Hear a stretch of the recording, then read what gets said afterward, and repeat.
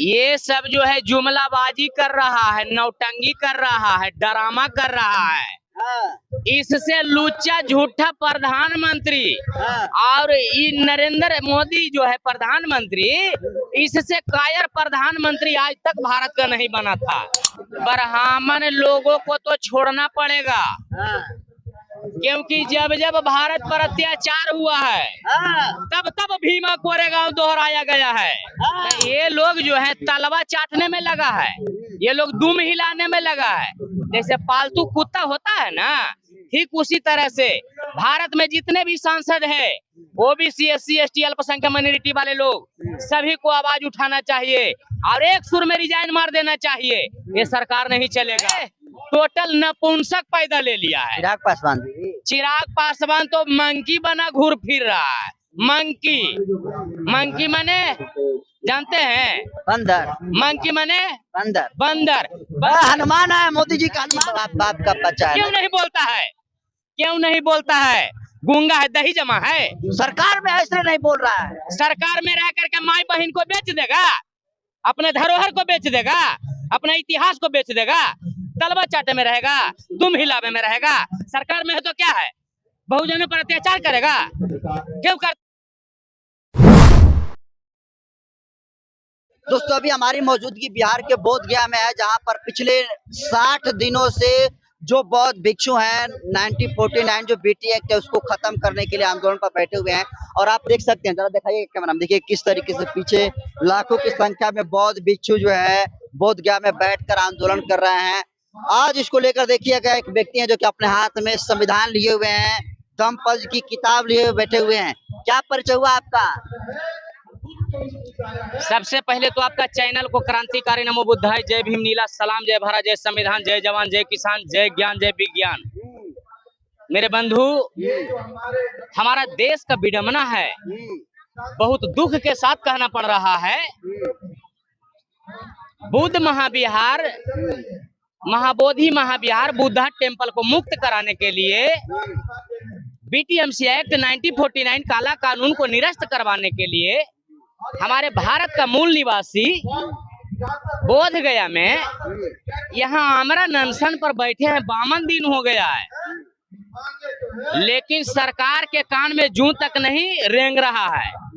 यह बहुत निंदनीय बात है, जबकि हमारे परम पूजनीय बोधिसत्व डॉक्टर बाबा साहब भीमराव अंबेडकर जी ने हमारा संविधान में लिख दिए हैं, बोल दिए हैं। जिस समय से संविधान लागू हुआ है उसी दिन बोल दिए हैं कि आज से जो पूर्व का काला कानून लागू है वो शून्य माना जाएगा, आर्टिकल 13 में बोल दिए। लेकिन हमारा देश का विडंबना है, आज तक यह काला कानून लागू है। मैं समझता हूँ इस देश में जो भी सरकार बनी है वह सरकार बहुजन विरोधी, मूल निवासी विरोधी, संविधान विरोधी, बाबा साहब विरोधी और बुद्ध विरोधी सरकार बना है।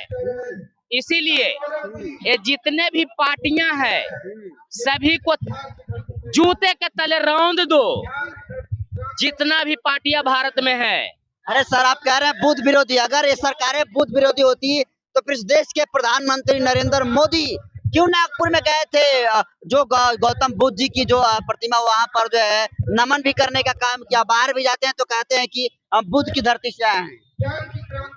ये सब जो है जुमलाबाजी कर रहा है, नौटंगी कर रहा है, ड्रामा कर रहा है। इससे लुच्चा झूठा प्रधानमंत्री और ये नरेंद्र मोदी जो है प्रधानमंत्री, इससे कायर प्रधानमंत्री आज तक भारत का नहीं बना था। और जो बिहार का मुख्यमंत्री है, इससे ज्यादा लुच्चा झूठा आज तक कोई पलटू राम जैसा झूठा मुख्यमंत्री नहीं बना है और ना ही कोई पैदा लिया है। यह एक ऐसा व्यक्ति है, यहाँ सिर्फ मुजफ्फरपुर में जो बालिका गृह कांड हुआ था, ये नीतीश कुमार सिर्फ रंगरेलिया मनाने में रहता है।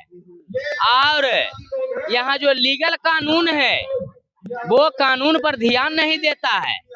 और जो इन लोगों का मांग है, यह मांग को पूरा नहीं कर रहे हैं। कैमरा सोजा कीजिए। इन लोगों का मांग पूरा नहीं कर रहे हैं। आप लोग को ये बताइए, ब्राह्मणों से दिक्कत क्या है? नहीं, पहले और मैं बताना चाहता हूँ सबसे पहले तो बौद्धों पर अत्याचार कर रहे हैं, बुद्ध पर अत्याचार कर रहे हैं, मूल निवासियों पर अत्याचार कर रहे हैं, बाबा साहब के संविधान पर अत्याचार कर रहे हैं।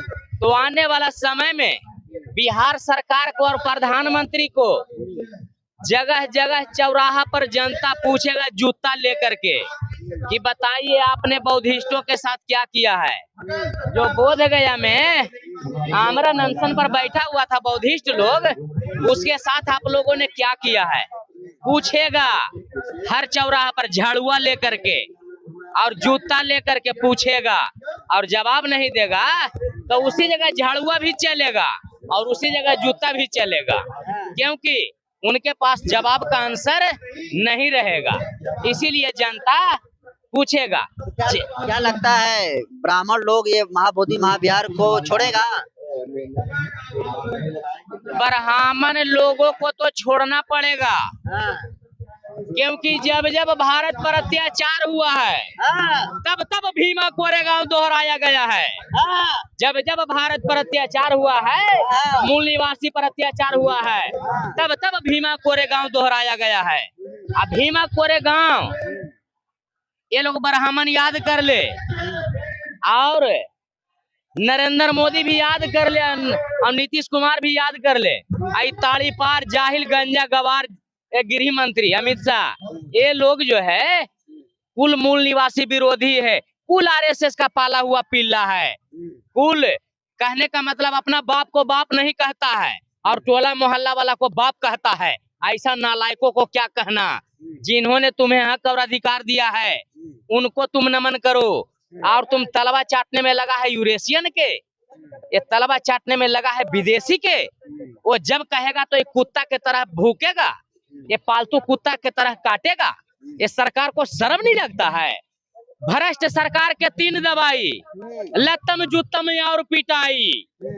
भ्रष्ट सरकार के 3 दवाई, लत्तम जुत्तम और पिटाई। जो सरकार निकम्मी है वह सरकार बदलनी है।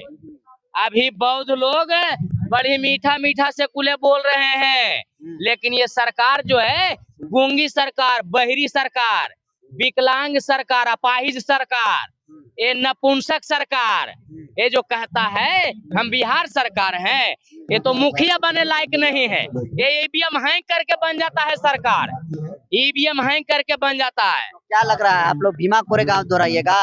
भीमा कोरेगांव दोहराया जाएगा तब ये सब सुनेगा। ये सब मनुवादी का वंशज जो है, ये लोग जो है आरएसएस के पीछे दुम हिलाने में लगा है। जरूरत पड़ेगा तो भीमा कोरेगांव भी दोहराया जाएगा। मैं बता देता हूँ, जो बीटी एक्ट आंदोलन है इतना बड़ा मुद्दा है, गंभीर मुद्दा है, क्या लगता है जिस तरीके से आवाज उठाना चाहिए, विपक्ष को जिस तरीके से घेरना चाहिए, नहीं कोई गूंज रहा है। चंद्रशेखर आजाद जी बोल रहे हैं, 2-4 गिने चुने नेता बोल रहे हैं, इस पर क्या कहेंगे? जबकि अब सरकार में चिराग पासवान जी हैं और जीतनराम मांझी हैं, ये लोग चाहेंगे तो हो जाएगा। तो ये लोग जो है तलवा चाटने में लगा है, ये लोग दुम हिलाने में लगा है। जैसे पालतू कुत्ता होता है ना, ठीक उसी तरह से भारत में जितने भी सांसद हैं, ओबीसी, एससी, एसटी, अल्पसंख्यक माइनॉरिटी वाले लोग, सभी को आवाज उठाना चाहिए और एक सुर में रिजाइन मार देना चाहिए। ये सरकार नहीं चलेगा। लेकिन भारत में जितने भी सांसद, विधानसभा में विधायक बैठा है, मैंने 2-4 आदमी आवाज उठा रहा है, 2-4 गो, और बाकी जो है टोटल नपुंसक पैदा ले लिया है। चिराग पासवान तो मंकी बना घूर फिर रहा है। मंकी माने जानते हैं? बंदर। मंकी माने बंदर। बंदर। हनुमान है, मोदी जी का हनुमान है चिराग पासवान। हनुमान को ही मंकी कहता है, हनुमान को ही मंकी कहता है। मंकी माने बंदर। पढ़ा लिखा आदमी सब लोग जानता है, लेकिन पढ़ लिख करके आज जाहिल बना है।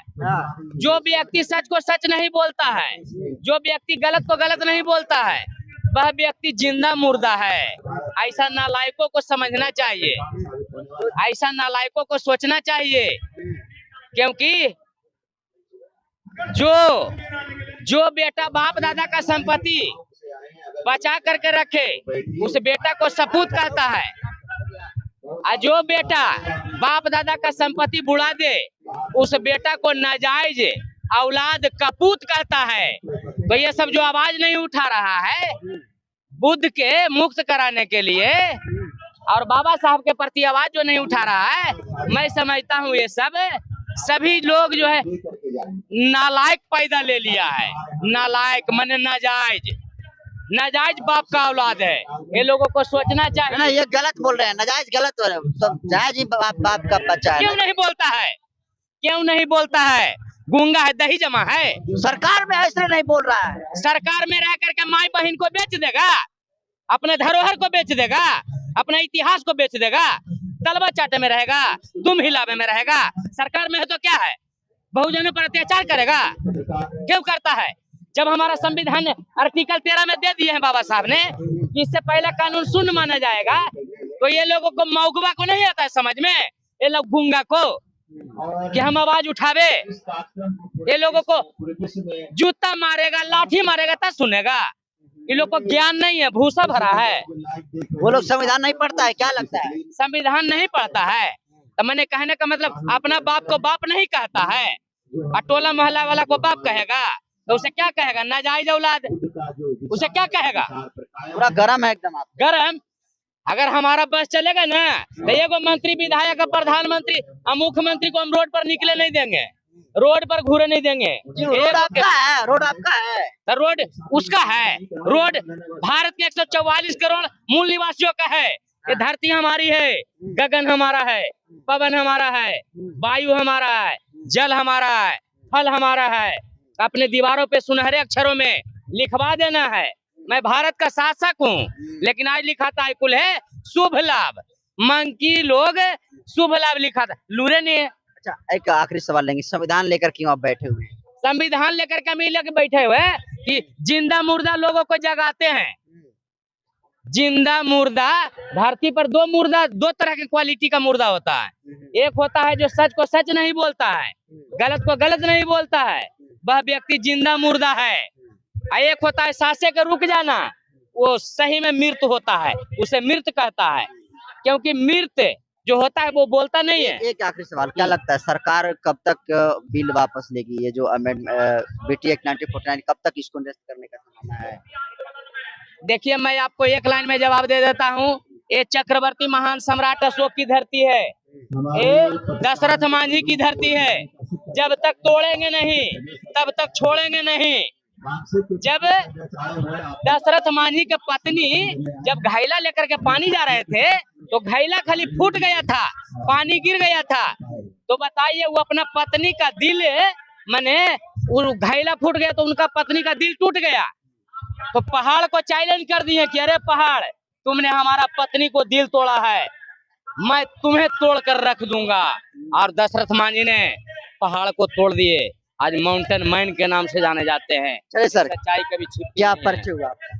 जले को राख कहते हैं, बूझे को खाक कहते हैं, लगा दे मनुवादी का वंशज का खेमे में आग, उसे रंजीत सम्राट अम्बेडकर वाद कहते हैं। ना तलवार की धार से ना गोलियों की बौछार से अम्बेडकरवादी डरता है तो सिर्फ प्राकृतिक की मार से। संघर्षों की साए में घनघोर जवानी पलती है, इतिहास उधर झुक जाता है जिस ओर जवानी चलती है। बुद्ध में वह पावर है, पूरे वर्ल्ड को झुका सकते हैं। तो ये बिहार सरकार और भारत सरकार क्या चीज है? सभी लोगों को क्रांतिकारी नमो बुद्धाय, जय भीम, नीला सलाम। देखिए, रंजीत जी ने बहुत बेबाकी से राय दिया, इसको आप कैसे देखते हैं कमेंट कर दीजिए। बहुत बहुत धन्यवाद।